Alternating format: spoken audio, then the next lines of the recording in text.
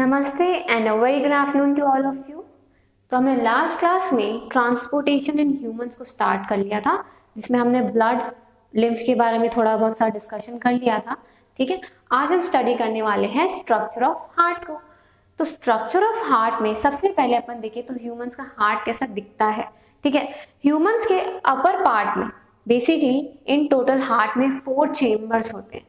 ठीक है, ताकि एक साइड का जो चेम्बर है वो ऑक्सीजनेटेड ब्लड कैरी करे और दूसरे साइड का जो ब्लड है वो डीऑक्सीजनेटेड ब्लड कैरी करे। तो 4 चेम्बर्स हैं, जिनमें से अपर 2 चेम्बर्स को हम कहते हैं एट्रियम और दी ऑरिकल्स। ठीक है, एट्रियम या ऑरिकल तो हो जाएंगे राइट एट्रियम और दूसरी तरफ हो जाएगा लेफ्ट एट्रियम। इसी तरीके से जो नीचे के 2 चेम्बर्स हैं उन्हें हम कहते हैं वेंट्रिकल्स। तो वेंट्रिकल्स भी क्या हो जाएंगे, right ventricle and then the left ventricle.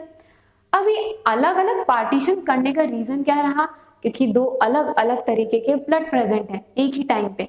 एक तरफ क्या है, राइट साइड में डीऑक्सीजनेटेड ब्लड यानी जिसमें कार्बन डाइऑक्साइड प्रेजेंट हो, और दूसरी तरफ ऐसा ब्लड प्रेजेंट है जिसमें ऑक्सीजन प्रेजेंट है, इसलिए हम उसे कहते हैं ऑक्सीजनेटेड ब्लड। ठीक है, अभी जो हार्ट का स्ट्रक्चर है इसी से हम ट्रांसपोर्टेशन को समझने की कोशिश करते हैं। अब देखिए, जो ये हमारी बॉडी है, ठीक है, हमारी बॉडी में टिश्यूज प्रेजेंट है काफी सारे, और हर टिश्यू ऑक्सीजन लेगा और कार्बन डाइऑक्साइड को रिलीज करेगा क्योंकि वो उसका वेस्ट मटेरियल है।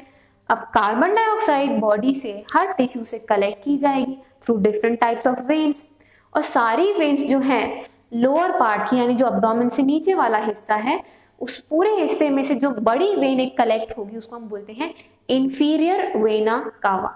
इंफीरियर वेना कावा कहाँ से, नीचे वाले पार्ट से बॉडी के इम्प्योर ब्लड या डीऑक्सीजनेटेड ब्लड को राइट एट्रियम में ले जाएगी। इसी तरीके से जो हमारा अपर पार्ट है दैट इज थॉरिक्स वाला पार्ट, जो ऊपर पूरा हेड से लेके थॉरिक्स वाला हिस्सा है, उसमें से जो वेन कैरी करेगी राइट एट्रियम में डीऑक्सीजनेटेड ब्लड उसका नाम है सुपीरियर वेना कावा। तो 2 तरीके की वेना कावाज हैं जो बॉडी से क्या कर रही हैं, डीऑक्सीजनेटेड ब्लड को राइट एट्रियम में पहुंचा रही हैं। अब राइट एट्रियम में कौन आ गई, vena cava with carbon dioxide वाला ब्लड, ठीक है, यानी डीऑक्सीजनेटेड ब्लड। अब पहुंच गया राइट एट्रियम में, तो राइट एट्रियम क्या करेगा, कंट्रैक्ट करेगा। करते दोनों ही साथ में कंट्रैक्ट है, लेकिन क्योंकि हम इसको पार्टीशन वाइज पढ़ रहे हैं अभी, इसलिए मैं आपको बता रही हूँ कि ये पार्ट कंट्रैक्ट किया। अदरवाइज ऑरिकल्स एक साथ कंट्रैक्ट करते हैं दोनों, और फिर वेंट्रिकल्स एक साथ कंट्रैक्ट करते हैं दोनों। ठीक है, टाइम टू टाइम। तो राइट ऑरिकल जो है कंट्रैक्ट हुआ तो ब्लड जो है कहाँ पास करेगा, राइट वेंट्रिकल की तरफ। अब राइट वेंट्रिकल और राइट ऑरिकल के बीच में फ्लैप्स होते हैं, गेट्स होते हैं एक तरीके के, जिनको हम बोलते हैं वॉल्व्स, ताकि जो ब्लड इसने पंप किया नीचे की तरफ वो अब वापस ऊपर ना जा सके।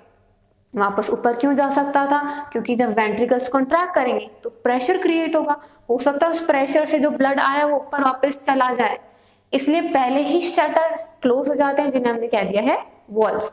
ठीक है, to prevent the backward flow of the blood. अब खून पहुंच गया राइट वेंट्रिकल के पास, अभी भी डीऑक्सीजनेटेड ब्लड है। डीऑक्सीजनेटेड ब्लड राइट वेंट्रिकल से अगेन पंप होगा जब ये दोनों कंट्रैक्ट करेंगे। फिर वो कहाँ जाएगा, पल्मोनरी आर्टरी में। पल्मोनरी वर्ड जब भी मालूम में आता है उसका बेसिक मीनिंग होता है लंग से related.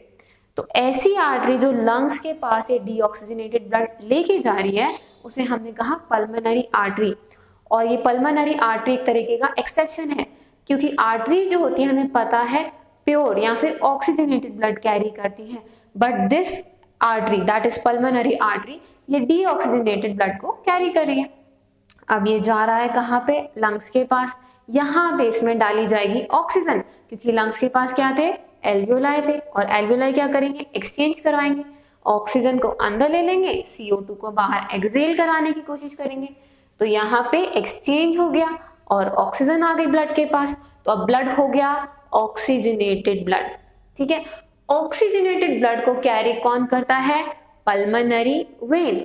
Pulmonary vein again exception है, क्योंकि वेन्स जो है डीऑक्सीजनेटेड ब्लड को कैरी करती है, बट ये वेन जो है एक्सेप्शन है क्योंकि ऑक्सीजनेटेड ब्लड को कैरी कर रही है। और कहाँ पहुंचा रही है, लेफ्ट एट्रियम की तरफ।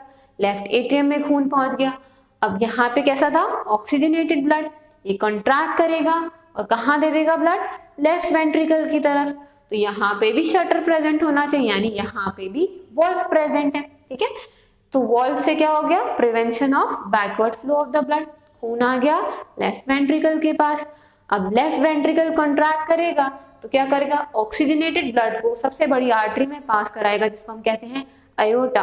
अब एओर्टा क्या करेगा, बेसिकली बॉडी में जितना भी ऑक्सीजनेटेड ब्लड है उसको पहुंचाएगा, यानी अब बॉडी के टिश्यूज के पास क्या पहुंच जाएगी, ऑक्सीजन। इसी तरीके से क्या हो गया, बॉडी में ट्रांसपोर्टेशन हो गया किसका, ऑक्सीजन का, और CO2 का कहाँ, बॉडी के बाहर। ठीक है, अगेन ये साइकिल चलेगी क्योंकि सारे टिश्यूज को ऑक्सीजन मिल गई। अब CO2 वापस रिलीज होगी, फिर वेना कावा से राइट एट्रियम की तरफ जाएंगे।